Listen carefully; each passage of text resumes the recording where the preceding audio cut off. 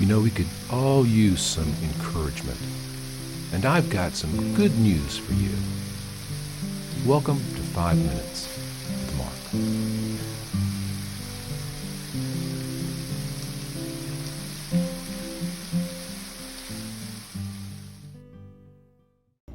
Well, greetings, friends, and welcome back to 5 Minutes with Mark. Hey, we're in week 9 now. Can you believe we've been going through this for 9 whole weeks? It's pretty cool. We're picking up the story in the Gospel of Mark at chapter 5, start a new chapter this week, at verse 1. And this is a really, really important story, I believe, in the Gospel of Mark. So we're going to take our time and walk through it. It's going to take us all week long to get through this one story, but it's okay. It's a lot to unpack.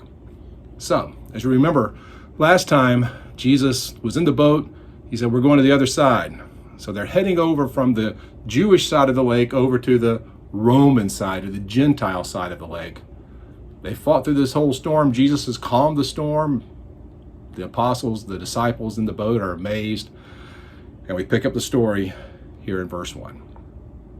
Then they came to the other side of the sea, to the country of the Gadarenes.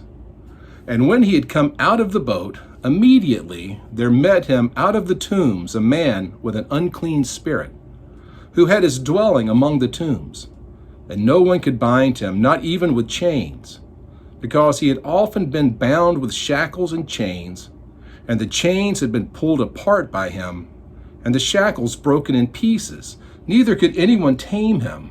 And always, night and day, he was in the mountains and in the tombs, crying out and cutting himself with stones. When he saw Jesus from afar, he ran and worshiped him. I'm going to stop right there. Expectations, right? At this point, I think it's important to remind you, the Gospel of Mark is Peter's narrative.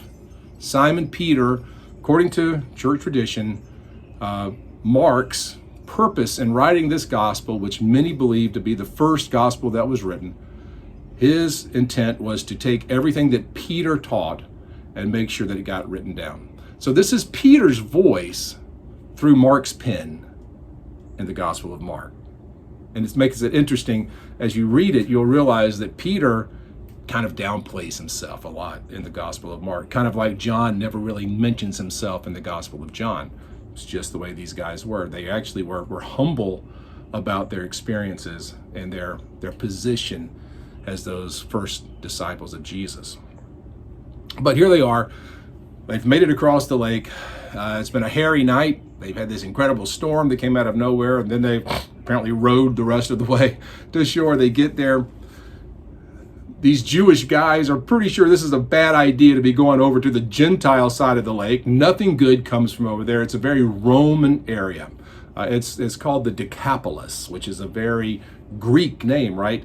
Deca meaning 10, opolis meaning city, and literally it's 10 cities in a row with a beautiful Roman road connecting them and beautiful Roman architecture. They even have cisterns, they have public baths, they have running water, they have public toilets, they've got all this stuff. It's the most modern area in all of Palestine, really. And here these Jewish guys are coming over to the wrong side of the lake. Jesus calls it the other side. In their minds, it's the wrong side. And what do they get met with when they get off the boat? They get off the boat. And here's this guy who comes running out of the graveyard, running out of the tombs, screaming. We know later on in the story we see that he's clothed, right? So he's mostly naked. He's known to cut himself, so he's probably scarred and bleeding. He's incredibly strong because the people of the town have tried to subdue him. They tried to chain him up. He breaks the chains. Basically, he's carved out a place to live among the tombs because he's no longer welcome in the town.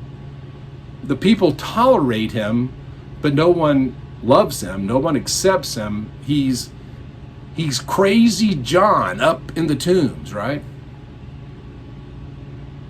And to these Jewish men, there would be nothing more unclean than a demon-possessed Gentile living among the dead. They saw him coming, and they saw trouble coming. Real trouble. Now I wonder if we move forward a couple of thousand years into our world, how often do we see broken, unclean others come running toward us, and all we see is trouble? And especially those of us who are in the church, right? Those of us who claim to be followers of Christ, who are trying to spread the good news of Jesus, who are trying to make an impact in our communities and the world around us, who want to love as Jesus loved. But don't we just get that knot in our gut when we see people coming? Because they don't look right. Their scars are too evident. Their mental state is unstable. And we can tell just at a glance they dwell among the dead, the spiritually dead, and oftentimes the physically dying through addictions, neglect, whatever. And the interesting thing about this man, as broken as he was, he sees Jesus and he runs to him and worships him. He saw Jesus from afar. He ran and worshiped him.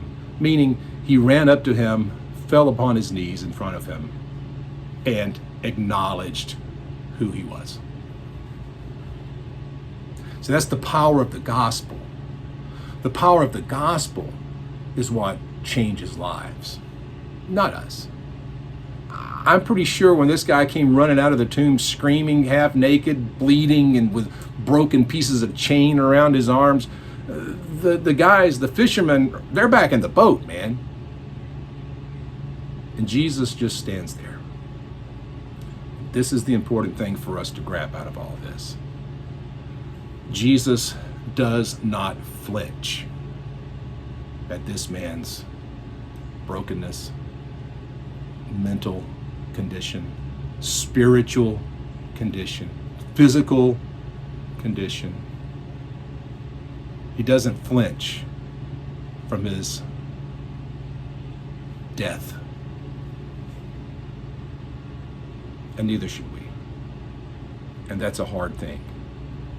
But remember, today, when you're confronted by that guy who's living in the tombs, that the community has turned their back on, Jesus saw him coming, and he did not turn and run. He just stood there and waited for him to come. Let us be more like Jesus. See you next time. I hope you're enjoying this Bible study, this quick devotion.